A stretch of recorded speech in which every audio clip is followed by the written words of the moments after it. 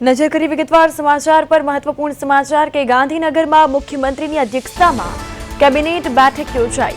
वर्ष 2026 वर्षनी राज्य सरकार की पहली केबिनेट बैठक आयोजन करायु। राजकोट में योजायेली रीजनल वाइब्रન્ટ समिट की समीक्षा कराई। रीजनल वाइब्रન્ટ समिति में एमओयू झड़पी अमलीकरण माटेनी चर्चाओए जोर पकड़्यु छे। फेब्रुआरी में योजानारा बजेट सत्र की तारीख संदर्भे पण चर्चा थई। बजेट सत्र की तैयारीओ अंगे केबिनेट बैठक में चर्चा करवामां आवी। बजेटनी नवी बाबतों और वर्तमान बजेटनी नाणाकीय स्थिति अंगे समीक्षा कराई। केन्द्र सरकार साथे जोड़ायेला राज्य सरकारना महत्वना प्रोजेक्टनी समीक्षा करवामां आवी।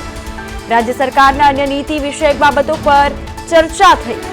महत्वपूर्ण समाचार गांधीनगर में मुख्यमंत्री भूपेन्द्र पटेल की अध्यक्षता में केबिनेट बैठक आयोजन करायु। केबिनेट बैठक योजाई। वर्ष 2026 वर्षनी राज्य सरकार की आ पहली केबिनेट बैठक आयोजन। राजकोट में योजायेली रीजनल वाइब्रન્ટ समिट की समीक्षा करवामां आवी छे। रीजनल वाइब्रન્ટ समिति में एमओयू झड़पी अमलीकरण माटेनी चर्चाओ कराई। आ साथे फेब्रुआरी में योजानारा बजेट सत्र की तारीख पर चर्चा विचारणा कराई। आ साथे राज्य सरकारना अन्य नीति विषयक बाबतों पर चर्चा थई। आ साथे વધુ માહિતી માટે ગાંધીનગરથી અમારા સંવાદદાતા દિલીપ ફોન લાઈન પર જોડાઈ ગયા છે। દિલીપ, અહીં મુખ્યમંત્રી ભૂપેન્દ્ર પટેલની અધ્યક્ષતામાં કેબિનેટ બેઠક યોજાઈ, કઈ ચર્ચાઓ પર જોર? जी कृपा बात करूं तो आज 26 वर्षनी प्रथम केबिनेट बैठक मળી હતી સરકારની।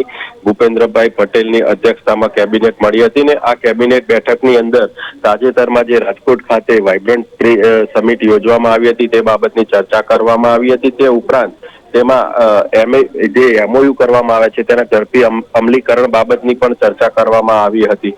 ખાસ તો આગામી સમયમાં ફેબ્રુઆરી મહિનાથી જે રાજ્યનું બજેટ સત્ર ચાલુ થવા જઈ રહ્યું છે તેની સંભવિત તારીખ પણ નક્કી કરવામાં આવી છે ને ફેબ્રુઆરીના ત્રીજા સપ્તાહથી જે બજેટ શરૂ થઈ શકવાની શક્યતા છે। જી બિલકુલ, ખાસ કરીને જો વાત કરીએ તો રાજકોટ જે સમિતિમાં એમઓયુ અંગે ચર્ચા વિચારણા થઈ હતી તે અંગે પણ અહીં વિશ્લેષણ કરાયું છે, તેને લઈને શું અપડેટ્સ?